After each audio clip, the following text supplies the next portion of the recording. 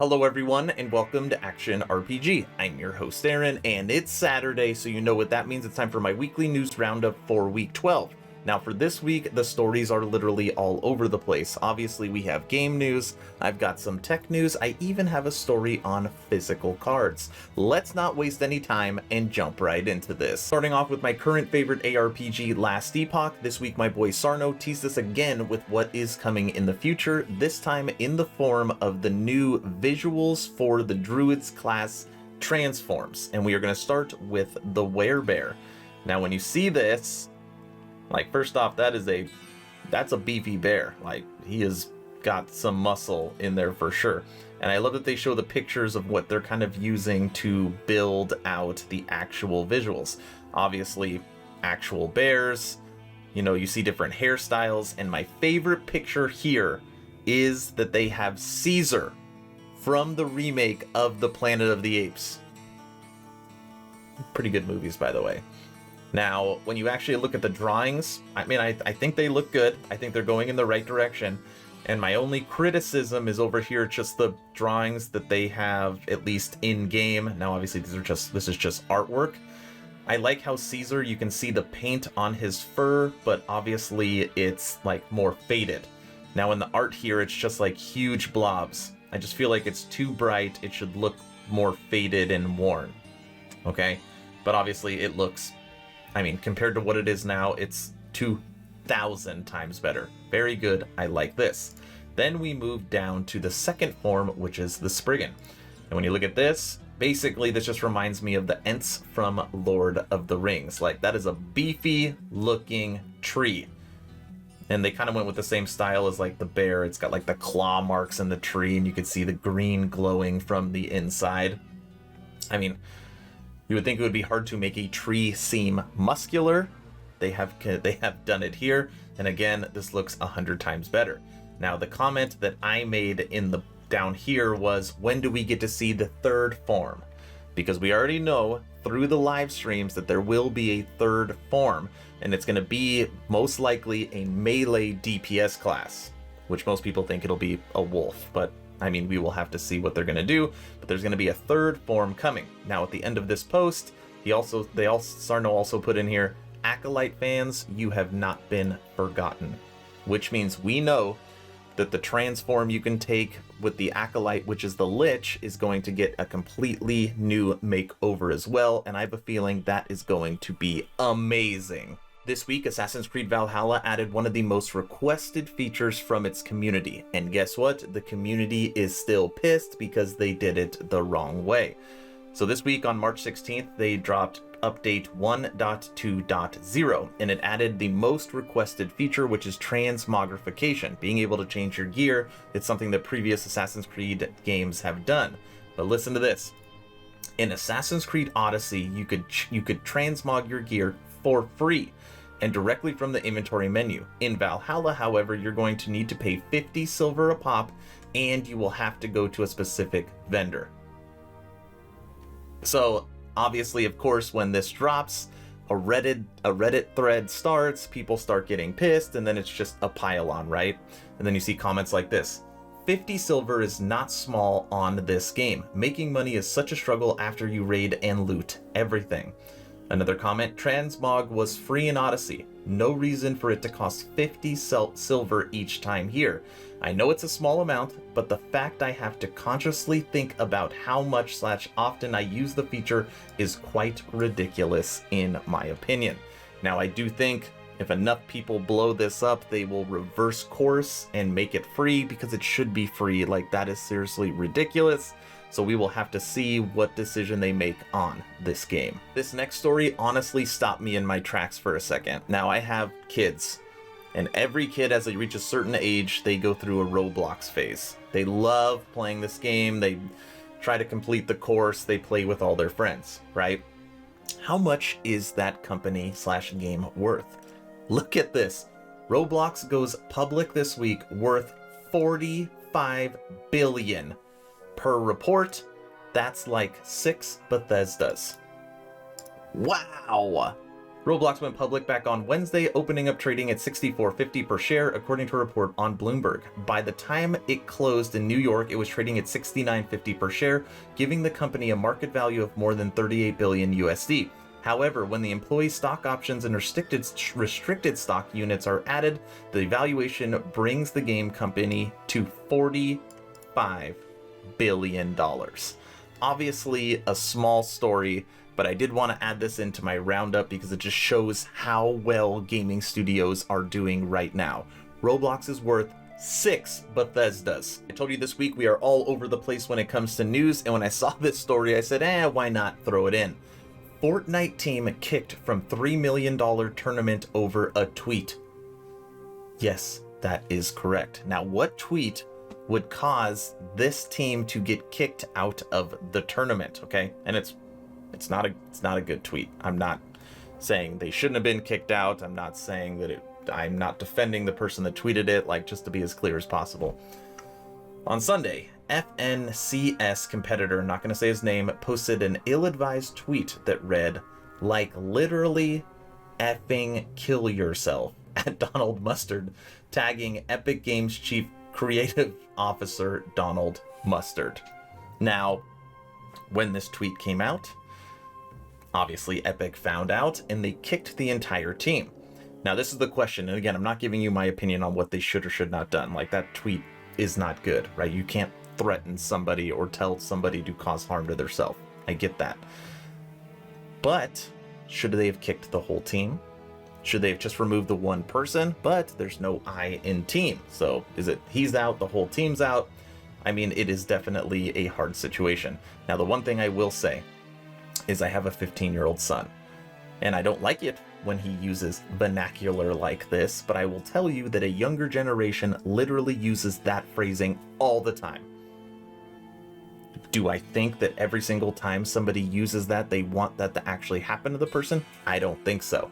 But that is what happened to this Fortnite team. In Diablo news, Season 22 is coming to an end March 28th, and we know that Season 23 will be coming in early April, but right now we don't have a confirmed date. Now, I've torn through the internet looking for the best site that breaks down everything there is to know about Season 23, and I've landed on PC Games N, so I will link this in the description below. But obviously for Season 23, it's the same stuff you're going to see from other seasons. They are revamping skills, they're changing items, there's going to be season reward, they are doing a lot of work around followers in the system and revamping how all the followers work. So it is going to be a pretty beefy patch for the season of Michael Jordan. So I'm not going to read through all of this. Again, I will link it in the description below. If you're still playing Diablo 3, check it out. Lots of news this week around Dungeons & Dragons Dark Alliance. We got a gameplay trailer, we got an official release date, and a demo was given out to certain organizations early, so we got to see full segments of gameplay that was released.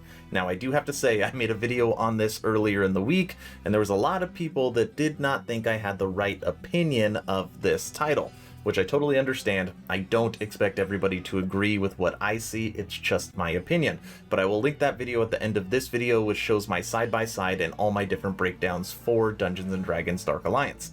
But ultimately, what we know right now is that this will be a third-person kind of hack and slash strategy game that will be more open world instead of linear, and it's going to follow through Icewind Dale. Now, the official release date of this game, just to be sure, I'm pretty sure it's June 22nd.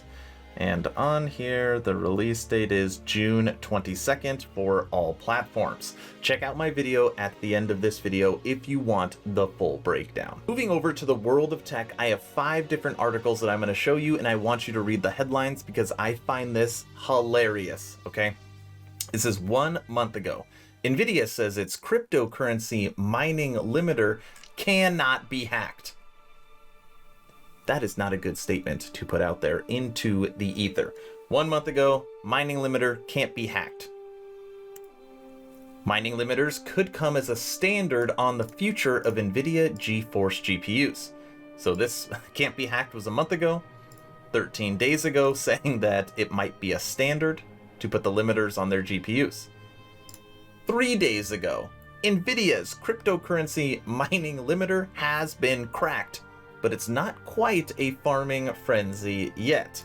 So of course, it's in this article, it's saying it's been cracked, not hacked, but basically they have already found a way around it through drivers, okay? 20 hours ago, AMD won't limit cryptocurrency mining on graphics cards, okay? Which is actually very smart. It'll give them a competitive advantage for people purchasing these huge GPU farms for mining. 12 hours ago, Nvidia confirms it's unlocked mining on GeForce RTX 3060. Now, this really isn't Nvidia backtracking. What ultimately happened is they dropped a specific driver, which basically unlocked the 3060s to be able to be mined. But now that the community has that driver that has been leaked, they now can use that driver to create their own drivers to hack other cards. So basically, Nvidia has given the key to the community about how to get around their mining limiters. I don't know why I find this story hilarious, but I would say it's a win for Team Red. Last and certainly not least, I'm going to leave you with a story that I would hope makes you feel good. I'm going to tell it as fast as possible, and I meaningfully left the title of this article out so it doesn't give it away. Now, Michael, who lives in New York and works for a New York law firm, does okay for himself. And through 2020, his investments made him money, and he was doing pretty good with his investments. Now, he made a decision that since stock investments were doing so well, let's invest some in trading cards. Because if you don't follow trading cards, that market is like through the roof. Now, what you see on the screen right now is a pack of unopened, completely sealed Magic the Gathering booster pack. 15 tradable cards inside. And the original price for this pack was $2.45. So Michael sells some stock, takes that money, and purchases this singular pack of cards. Now, if you did not know this pack of cards costs anywhere from $7,000 to $15,000. Take that in for a second. 7 to 15 grand, and the article doesn't say how much he spent on it, but if you look on the internet, that's about what it sells for. Now, obviously, if you open the pack and there's nothing good in it, well, then you're out your investment. If you open the pack and something's great in it, well, now you are in the cash. Now, what a lot of people do are these packs of cards are very thin. So if you get the right light and somehow get the right angle, you can actually see what is inside the pack. So Michael tries to do that and can't see it. He goes to Reddit. Reddit people give him some ideas, and it doesn't work. So after a couple nights, after talking with his girlfriend, he goes one last try to try and move the cards with the light to try and see what's inside. And what happens? The seal on the back of the pack of cards breaks. And again, this is the story. So Michael sells some stock, purchases this booster pack. He can't see what's inside. He's trying to cheat to see what's inside, and he can't do it.